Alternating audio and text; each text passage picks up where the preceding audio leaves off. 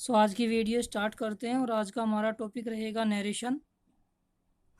Video को start करने से पहले मैं आपको बता दूं, अपने टॉपिक को स्टार्ट करने से पहले, कि अगर वीडियो आपको अच्छी लगती है तो इसे लाइक कीजिए, शेयर कीजिए, चैनल को सब्सक्राइब कीजिए और बेल आइकन जरूर प्रेस कीजिए ताकि आपको नेक्स्ट वीडियो का नोटिफिकेशन मिल जाए।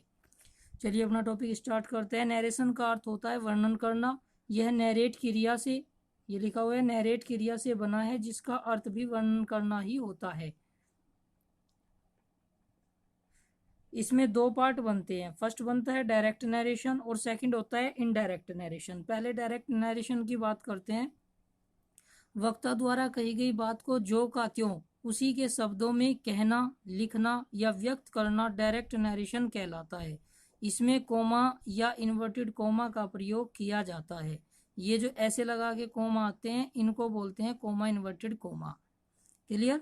चलिए एग्जाम्पल देखिए। The teacher says, comma inverted comma start हो गया, I shall teach you 5th lesson today. Clear? Next देखिए, वक्ता के द्वारा कही गई बात को जो का त्यों उसी के शब्दों में कहा जा रहा है इन सेंटेंसेस में। जो ये 3 एग्जाम्पल मैंने दिए हैं डायरेक्ट नरेशन में। द टीचर सेज, अध्यापक कहता है, I shall teach you 5th lesson today, मैं तुम्हें आज 5वां अध्याय पढ़ाऊंगा। The passenger said to the clerk, passenger ने क्लर्क से कहा, what is the fare from Delhi to Kanpur, कि दिल्ली से कानपुर का फेयर किराया क्या है। नेक्स्ट देखिए। The patient said to the doctor, patient ने डॉक्टर से कहा, please relieve me from my pain, कि कृपया मुझे मेरे दर्द से छुटकारा दे दीजिए। तो ये तीनों के तीनों सेंटेंस आपने ध्यान से पढ़े। चलिए अब आगे चलते हैं। इनडायरेक्ट नरेशन की बात करते हैं। इसमें क्या होता है, वक्ता द्वारा कही गई बात को व्याकरण संबंधी परिवर्तन करके अपने शब्दों में कहना, लिखना या व्यक्त करना इनडायरेक्ट नरेशन कहलाता है। इसमें कोमा या इन्वर्टेड कोमा के स्थान पर रिपोर्टेड स्पीच में आए वाक्य के अनुसार कंजक्शन का प्रयोग करते हैं। देखिए क्या आया, रिपोर्टेड स्पीच। अब आगे चल के मैं आपको बताऊंगा रिपोर्टेड स्पीच क्या होती है और रिपोर्टिंग वर्ब क्या होती है। पहले ये बात आपको, ये रूल्स आपको लर्न करने पड़ेंगे। चलिए एग्जाम्पल देखिए। The teacher says that he will teach them 5th lesson that day. तो the teacher says that, conjunction का प्रयोग हुआ है, जहाँ पे इसमें कोमा इन्वर्टेड कोमा था हमने कंजक्शन अप्लाई कर दिया। नेक्स्ट देखिए। The passenger asked the clerk what the fare from Delhi to Kanpur was, यहाँ पे कंजक्शन वोट आ गया। The patient requested the doctor to relieve, ये टू का प्रयोग किया कंजक्शन के रूप में। यहाँ पे कोमा इन्वर्टेड कोमा है और इसके स्थान पे टू लगा दिया जब इसको चेंज किया इनडायरेक्ट नरेशन में। क्लियर? चलिए अब इसके आगे चलते हैं। रिपोर्टिंग वर्ब, ये देखिए रिपोर्टिंग वर्ब क्या होती है, ये आपको लर्न करने पड़ेंगे। इनके जो मैं रूल्स बता रहा हूँ तब आपको क्लियरली समझ में आएगा कि मैं बोलता क्या हूँ और क्या इसमें करना होता है। डायरेक्ट स्पीच के वाक्य में कोमा व इन्वर्टेड कोमा के पहले के भाग को, यानी कोमा और इस कोमे के भाग को, कोमा इन्वर्टेड कोमा का जो पहले का भाग है उसको रिपोर्टिंग वर्ब कहते हैं। रिपोर्टेड स्पीच किसको कहते हैं, डायरेक्ट स्पीच के वाक्य में कोमा और इस कोमे के अंदर के भाग को रिपोर्टेड स्पीच कहते हैं। एक बार देख लीजिए, मैं दिखा देता हूं आपको। देखिए ये इसका जो है हमारा सेंटेंस है डायरेक्ट नरेशन का। द टीचर सेज, ये जो भाग होगा यहाँ से यहाँ तक, ये तो कहलाएगा रिपोर्टिंग वर्ब। और ये जो भाग होगा कोमा इन्वर्टेड कोमा के अंदर यहाँ से और टुडे तक, ये कहलाएगा रिपोर्टेड स्पीच, रिपोर्टिंग वर्ब, और इसको कहेंगे रिपोर्टेड स्पीच। क्लियर? ये आपको लर्न करने पड़ेंगे क्योंकि आगे जब मैं बोलूंगा, इनको रूल्स मैं बताऊंगा, तो मैं ऐसा नहीं बोलूंगा कि कोमे के अंदर या कोमे के बाहर, मैं डायरेक्टली यही बोलूंगा कि रिपोर्टिंग वर्ब और रिपोर्टेड स्पीच। क्लियर? चलिए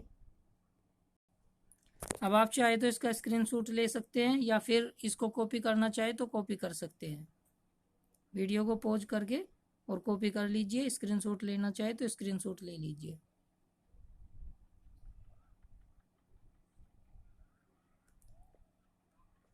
अब ये रूल्स हैं जो आपको लर्न करने हैं। फर्स्ट रूल देखिए, रिपोर्टिंग वर्ब में आए सेज टू को टेल्स में, से टू को टेल में, सेड टू को टोल्ड में, विल से टू को विल टेल में और सेल से टू को सेल टेल में बदलते हैं।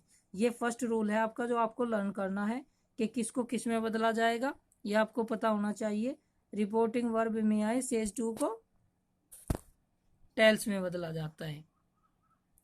नेक्स्ट देखिए, यदि रिपोर्टिंग वर्ब में केवल सेज, से, सैड, ये रिपोर्टिंग वर्ब कौन सी होती है, कोमे से बाहर, उसमें केवल अगर ये दिया हो तब इन्हें जो का त्यों रखा जाता है, इनको फिर चेंज नहीं किया जाएगा। जब इनके साथ टू आएगा तब इनमें परिवर्तन होगा, और वो कैसे होगा फर्स्ट रूल में मैंने बताया है। थर्ड रूल देखिए, रिपोर्टेड स्पीच में आए वाक्य के अनुसार, रिपोर्टेड स्पीच होती है जो कोमा इन्वर्टेड कोमा के अंदर आती है, के स्थान पर, कोमा इन्वर्टेड कोमा के स्थान पर कंजक्शन का प्रयोग किया जाता है। अब वो कैसे किया जाएगा, अब आगे जो रूल्स आएंगे उनमें पता चलेगा। फिलहाल के लिए ये याद रखना है कि रिपोर्टेड स्पीच में आए कोमा इन्वर्टेड कोमा के अंदर का जो वाक्य है उसको रिपोर्टेड स्पीच कहते हैं, उसमें आए वाक्य के अनुसार कंजक्शन का प्रयोग किया जाएगा। फोर्थ रूल देखिए, इसमें क्या करना है, रिपोर्टेड स्पीच में आए प्रोनाउन का परिवर्तन रिपोर्टिंग वर्ब के सब्जेक्ट और ऑब्जेक्ट के आधार पर करते हैं। यानी रिपोर्टेड स्पीच में आए जो प्रोनाउन होंगे उनका जो परिवर्तन किया जाएगा वो रिपोर्टिंग वर्ब जो कोमे के बाहर है उसके सब्जेक्ट और ऑब्जेक्ट के आधार पर होगा, और उसके लिए एक फॉर्मूला है सन। कैसे है देखिए, son, S for subject, O for object, N for no change, O for object. Clear.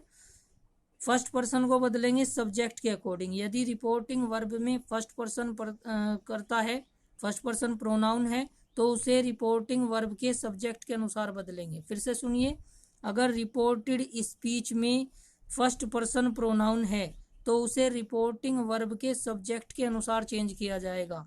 अगर रिपोर्टेड स्पीच में सेकंड पर्सन प्रोनाउन है तो उसे रिपोर्टिंग वर्ब के ऑब्जेक्ट के अनुसार चेंज किया जाएगा।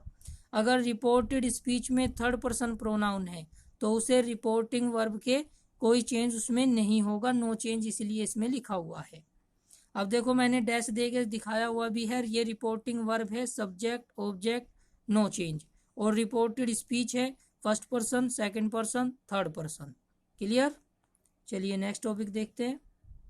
नेक्स्ट पॉइंट हो जाएगा, नेक्स्ट रूल हमारा, रिपोर्टेड स्पीच में आए निकटता सूचक शब्दों में परिवर्तन निम्न प्रकार करते हैं। यानी डायरेक्ट नरेशन में रिपोर्टेड स्पीच में अगर ये शब्द आए हों ये वाले, तो उनको इनमें परिवर्तित कर दिया जाता है जब हम उनको इनडायरेक्ट में बदलते हैं। ये आपको लर्न करने पड़ेंगे। जैसे दिस का हो जाएगा दैट, दीज का दोज, हियर का देयर, नव या जस्ट का होता है देन, टुडे का दैट डे, टू नाइट का दैट नाइट, टुमारो का द नेक्स्ट डे। अब मैं इसको थोड़ा सा आपको ऐसे करके दिखा देता हूँ। इसका स्क्रीनशॉट ले लीजिए, कॉपी करना चाहो तो कॉपी कर सकते हो, स्क्रीनशॉट लेना चाहो तो स्क्रीनशॉट ले सकते हो। ये आपको लर्न करने पड़ेंगे कि किस में किसको बदला जाता है। जैसे दिस को दैट में, टू नाइट को दैट नाइट में, टुडे को दैट डे में, इस तरीके से परिवर्तन किया जाता है। ये आपको लर्न करने पड़ेंगे। क्लियर। चलिए, ये और कुछ वर्ड्स हैं जिनको हम डायरेक्ट से इनडायरेक्ट में बदलते समय यूज करते हैं, देख लीजिए इनको भी। जैसे दैस का हो जाता है सो या इन दैट वे, हैंस का देंस, इधर का थीदर, लास्ट डे का द प्रीवियस डे या द डे बिफोर, दोनों हो सकते हैं, कोई भी एक आ सकता है इनमें से। द डे आफ्टर टुमारो का होता है इन 2 days टाइम, इंपॉर्टेंट है बहुत आता है, या द डे आफ्टर टुमारो। और ये दैस, ये बहुत ज़्यादा आता है, इसका सो या इन दैट वे, दोनों में से कोई एक यूज़ कर सकते हैं जब हम इनडायरेक्ट में इसको ट्रांसलेट करते हैं तब। इतने रूल्स जो मैंने अभी तक आपको बताए हैं, 5 या 6 जो भी रूल्स हुए हैं आपके, ये रूल्स आपको क्लियर करने हैं। 5 रूल आई थिंक, 5 रूल आपको ये लर्न करने हैं। क्लियर। चलिए, इसके बाद आता है नंबर वोकैब का। अब वोकैब देखिए, थोड़ा लार्ज कर देता हूँ ताकि आप इजीली इसका स्क्रीनशॉट ले सके। यहाँ पे स्क्रीनशॉट ले लीजिए इसका, कंटेम्पलेट तक विचार करना। अब इसका ले लीजिए। 15 वर्ड्स हैं जो आपको लर्न करने हैं। आई होप वर्क ज़्यादा नहीं होता है एक वीडियो के लिए, और आप सभी इसको डेली बेसिस पे कीजिए रेगुलरली। इससे आपको बेनिफिट ये होगा कि जब भी लॉकडाउन खुलेगा, कोई भी न्यू वैकेंसी आएगी, तो आपको उसमें काफ़ी हद तक हेल्प मिल जाएगी। क्लियर। चलिए, आज के लिए इतना ही। Have a good day. अगर आपको वीडियो पसंद आई है तो इसे शेयर कीजिए, लाइक कीजिए, चैनल को सब्सक्राइब कीजिए।